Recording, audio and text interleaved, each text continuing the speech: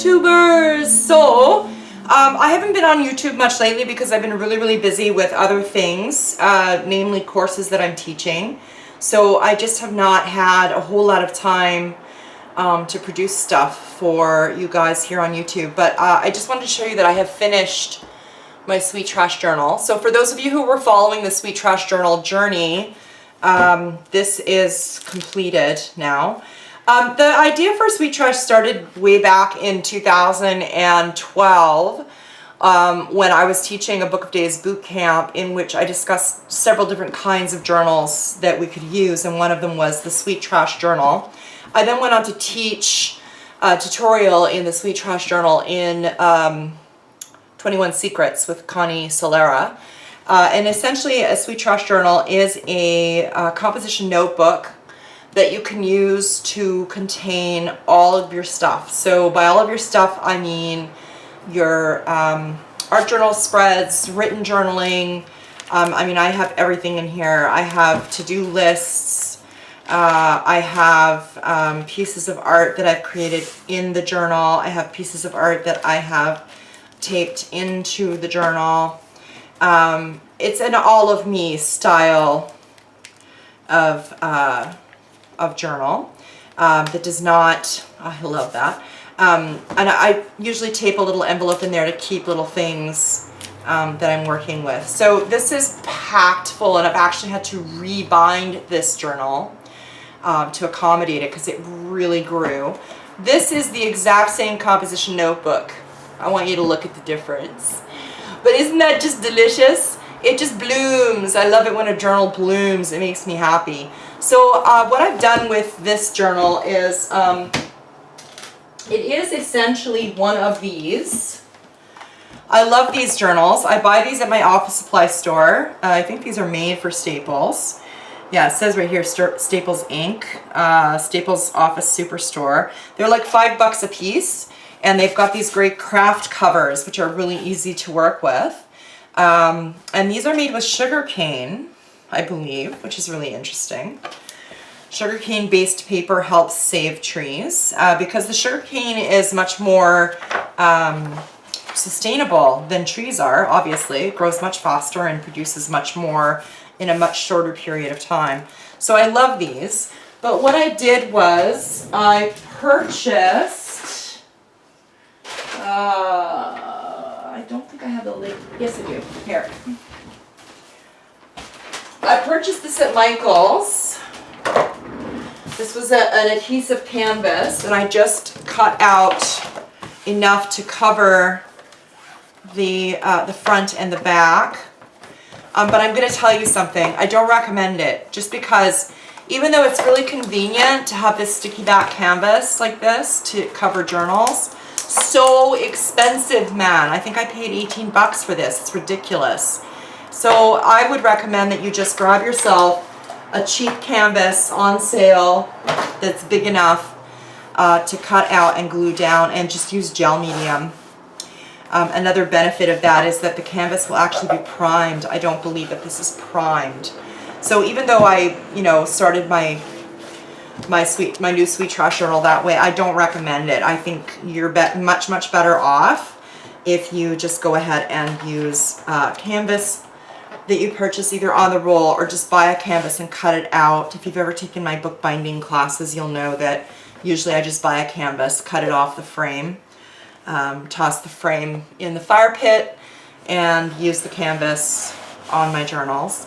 The reason that I have not put the canvas right over the binding is that I will eventually split this binding right off and rebind the entire journal, as I have done here, usually with duct tape. This fancy duct tape I buy also at the office supply store, just because it is accessible and inexpensive, and I love it.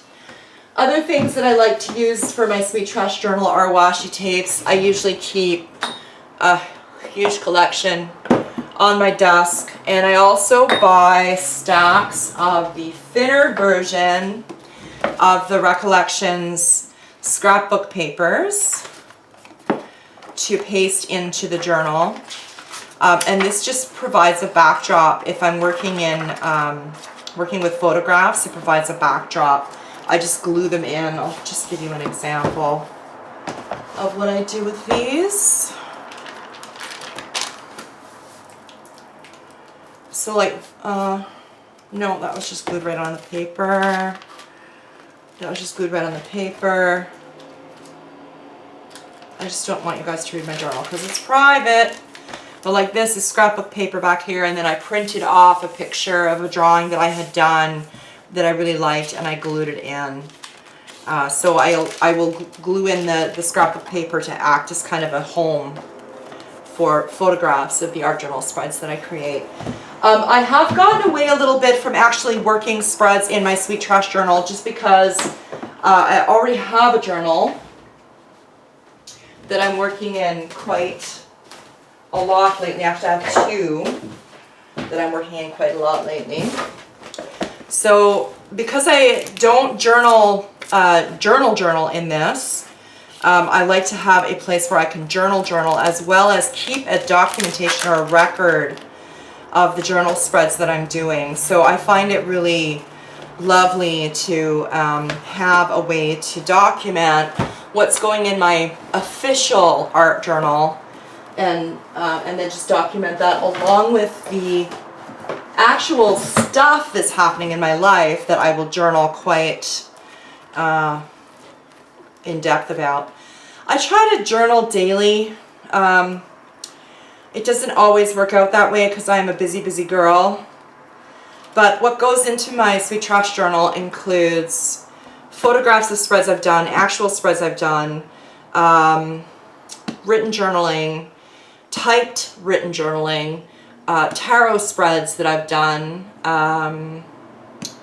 and to-do lists, and sometimes affirmation cards that I make for myself when I'm going through a particularly difficult time and I need just a little bit of really positive self-talk. So all of that goes in here. That's why this journal is called All of Me, because it's intended to be a home for all of me.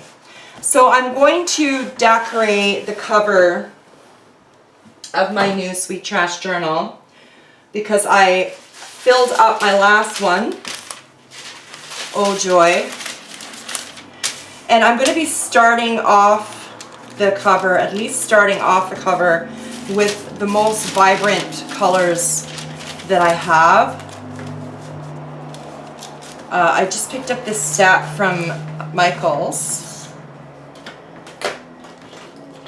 It was in a box called something vibrant colors. So these are just super vibrant colors. I also have the Dilutions paints that are super vibrant. So I might use some of those. And the black from that kit is really nice too. And the white from that. The colors are actually really quite similar if you look at them, right? The magenta is very similar. The this is actually more sky blue than teal blue. So I'm going to keep this on my desk, but the yellow is quite similar and the green is quite similar, although this one's a little bit dirtier than this, the vivid lime green. This one is called blendable acrylic paint. What's this called? Fresh lime. So this is a lime and this is a lime. Very similar. So if you don't have the bucks to go out and buy the Ranger Dilutions paints, these I think were $34. I bought them with a 50% off coupon. Ended up paying, you know, less than $34. I'm not going to do math, okay? Like 17 bucks basically for this kit, for this set of paints. And they're really quite heavily pigmented because they are artist quality heavy body paints. So for those of you that are used to working with a little bit less of a heavy body, I just wanted to introduce you to one of my very best friends, and that is the acrylic glazing liquid. Now, first of all, this is awesome with these heavy body paints because it thins them out without breaking down the polymer in the paint, which can result in flaking of the paint. But it also adds a gloss that's not really present in the Liquitex heavy body paints. The heavy body paints from Liquitex do tend to dry a little bit matte. Same with the Dina Wakley mixed media paints, and to some degree the Dilutions paints as well. This adds the glossiness that I really enjoy in my paints, and it also thins them out. So I'm just going to grab myself a fresh area of my craft sheet here. So we'll just work right there, and I'll just show you. I'm just going to mix up some of this green.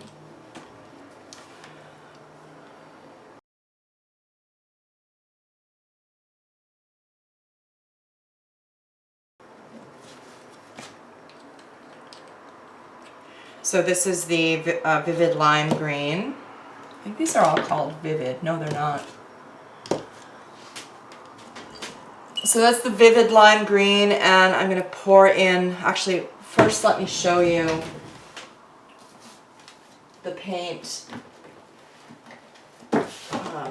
without the glazing medium. This is just a Canson XL mixed media journal.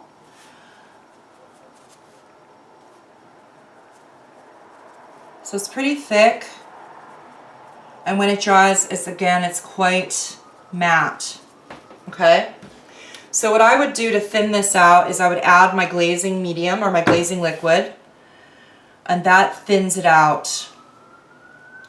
Once I have mixed it thoroughly and I have a consistency that I like, I might even put a little spritz of water in it just to get it really fluid, because I'm so used to working with really fluid paint. So that's nice and fluid. And it's also going to be much more transparent. You can see how much more transparent that is.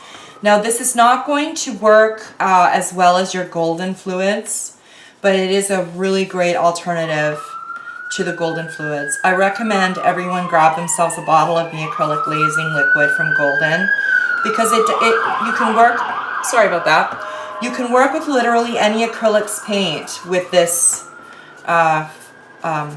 glazing medium, this glazing fluid. If you add the glazing fluid to it, it has a couple of benefits.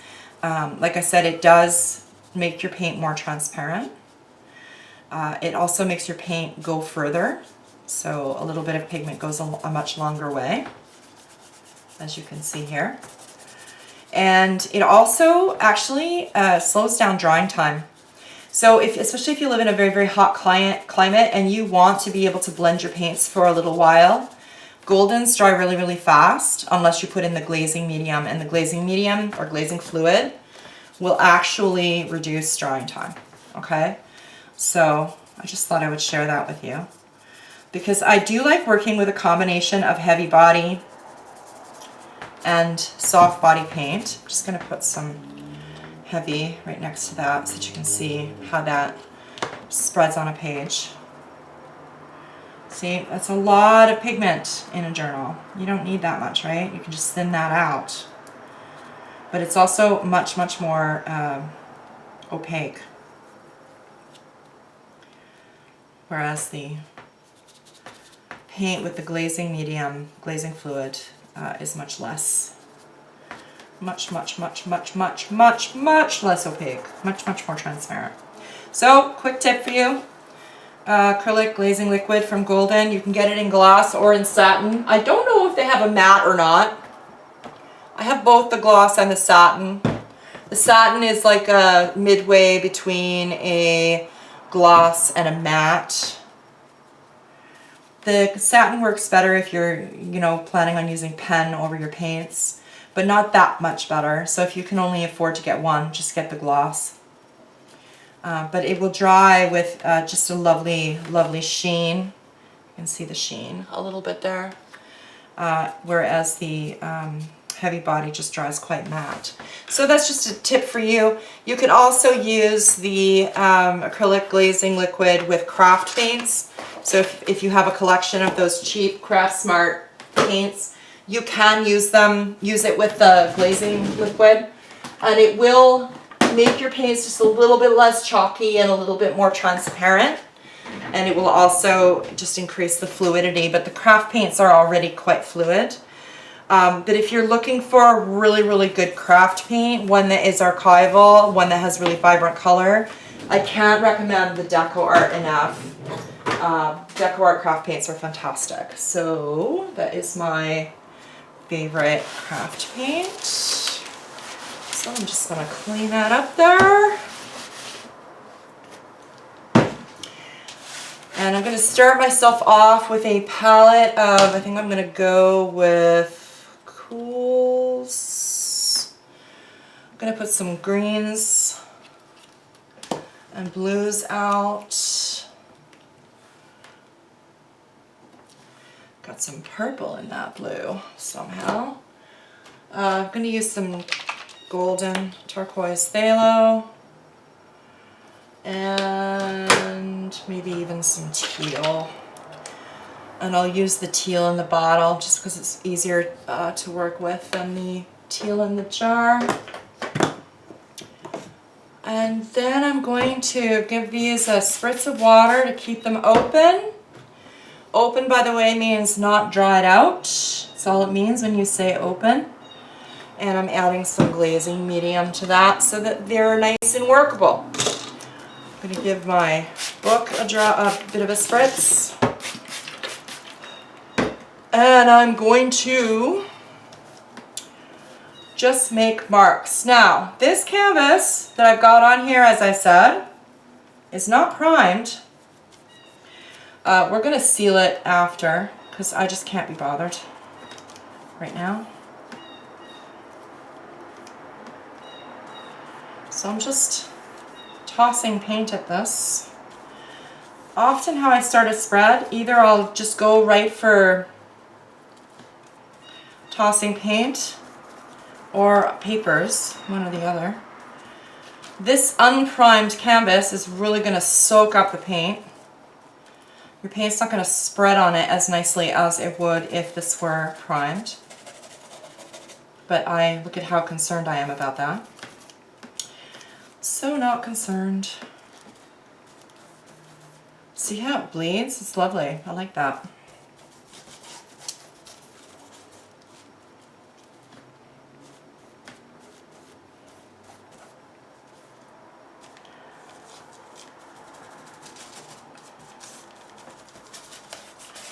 So I'm not worried about the spine. The spine is eventually going to get covered up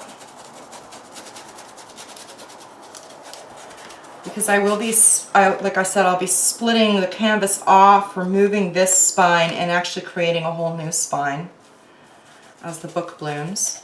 I tend not to do that ahead because one never knows how much one's book is going to bloom, so I find it useful to wait until the book is like, can't close the book anymore, so I have to rebind it.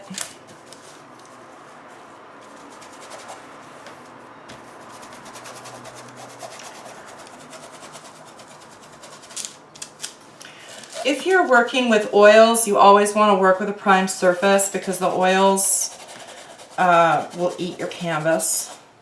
Some of the minerals in your paints will eat your canvas as well, but we're going to seal this, so we're not going to have to worry about that too much. It's just something really pretty and interesting about starting with the raw canvas, or duck cloth, I guess it's called. That's what they should have called it. It's just basically just duck cloth. I'm really wanting some green gold, I think. As I mentioned, it's going to cost you more paint to do it on an unprimed surface. If you're worried about using up your paints or you don't have very much, prime your surface. It will just, they'll move so much better without soaking in. This unprimed duck cloth is a little bit like a sponge.